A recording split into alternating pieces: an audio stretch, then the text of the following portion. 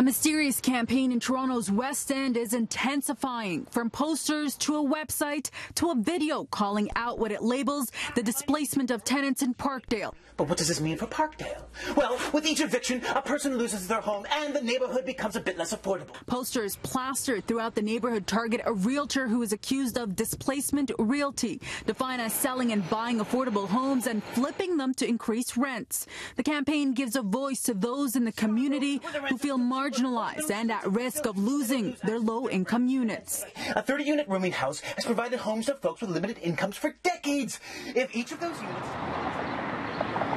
Well, we know study after study points to rising rents here in Toronto, with affordable housing being put at risk. But perhaps this is most evident right here in Parkdale. Now, this poster campaign, which we've been telling you about, has become the face of what many are struggling with: housing. Now, Parkdale is a diverse community that has a history of organizing, and many of the tenants I've been speaking with say they see the writing on the wall and they're fighting back.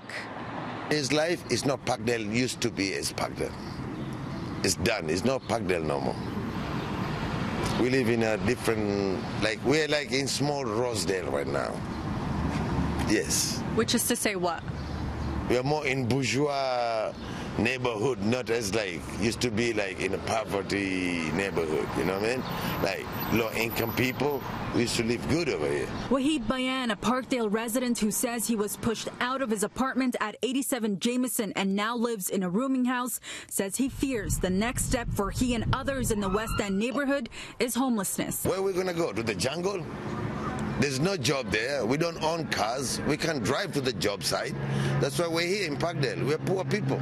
The Parkdale Neighbourhood Land Trust, made up of residents and community organizations, says Bayan's concerns aren't too far off. There is a trend of rooming houses, an important aspect of the city's affordable housing, being sold and converted into homes and upscale rental units. The group conducted a study last year and found 28 rooming houses were lost and an estimated 347 people were displaced as a result in the past 10 years. PNLT says the 7-month study discovered that 59 of these dwellings, along with over 800 tenants, are now at risk and on the verge of homelessness.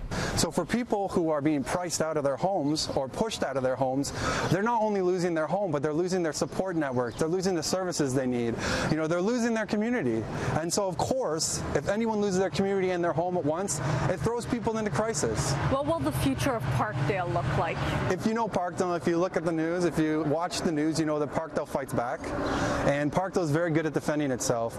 And fighting back they are. A recent city council decision saw the approval of a $1.5 million pilot project in Parkdale, an unconventional approach to solving the affordable housing crisis that will allow community organizations like PNLT to access a fund and act quickly to purchase rooming houses up for sale. The money is raised from developers who build in the community and are required by the city to offset their social impacts on the neighborhood. This, I hope, will allow them to buy the rooming houses and keep them as rooming houses so those tenants don't wind up in our shelter system or on the street. So is this a sustainable model?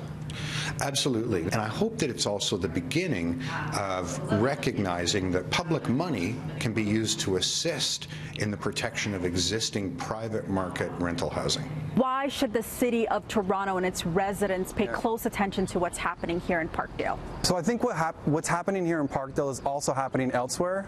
You know, places like Kensington Market, the East End, Bloor Street, these are all areas that are also experiencing fast-paced gentrification, rent increases, etc. What's different here in Parkdale is that Parkdale is pushing back in a really creative way.